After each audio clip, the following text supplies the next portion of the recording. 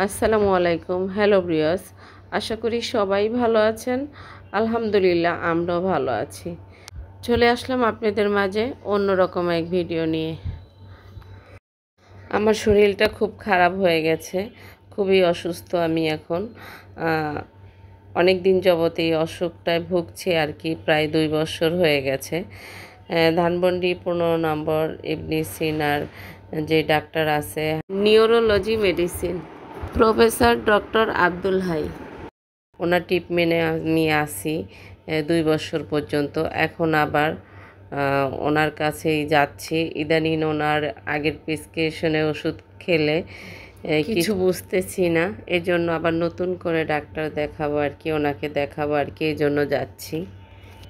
দেখি ডাক্তার কি বলে, দেখে নতুন করে আবার ডাক্তার দেখাতে হবে। যাই হোক, দুঃখের বিষয় হলো আমরা থাকি যাত্রাবাড়ি শনিয়াকড়াতে, আর ডাক্তার দেখাতে যেতে হয় ধানমন্ডি 15 নম্বর বা 8 নম্বর এসব জায়গায় আর কি। এদিকে ডাক্তার দেখালে আমাদের কোনো কাজ হয় না। ওই যে কথায় বলে না, ভক্তিতে মুক্তি। আমরা সবসময় ওইদিকে ছিলাম, ওইদিকে ডাক্তার দেখাইছি। এখন ওইদিকে যাই ডাক্তার দেখাইতে হয়, কষ্ট হলেও। বৃষ্টিতে রাস্তাঘাটে অনেক পানি হয়ে গেছে, তারপরও অনেক কষ্ট করে পানি পার হয়ে তারপরে সেই 15 নাম্বার আসছি আর কি ডাক্তারের কাছে। প্রচণ্ড ভিড়। আমরা 2 দিন আগেই সিরিয়াল দিয়েছি, তো 9টা বাজে সিরিয়াল পাইছি আর কি।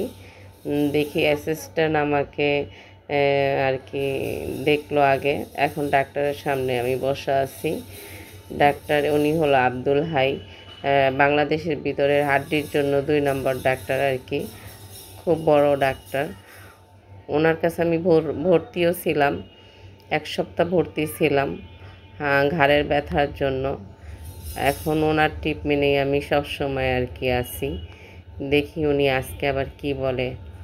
আগের ওষুধ চেঞ্জ করে নতুন করে ওষুধ লিখে দিছে, আর 3টা পরীক্ষা দিয়েছে, কিন্তু আজকে অনেক রাত হয়ে গেছে, এই জন্য পরীক্ষা করতে পারবো না। 2 দিন পরে এসে পরীক্ষা করব। যাই হোক, এখন তো রাস্তাঘাটে প্রচণ্ড মানে গ্যাঞ্জাম চলছে। এটা হলো 4-5 দিনের আগের ভিডিও। সম্পূর্ণ রেস্টে থাকতে বলছে, ঘাড় কোনো রকম লাড়াচাড়া না নিষেধ করছে করার জন্য, ব্যায়াম দিয়েছে। আর যাই হোক, আমার জন্য সবাই দোয়া করবেন, মহান আল্লাহ পাক যেন আমাকে আগের মতো সুস্থ করে দেয়। আমার মেয়েটা ছোট, আমার মেয়ের জন্য হলো আমাকে সুস্থ হতে হবে।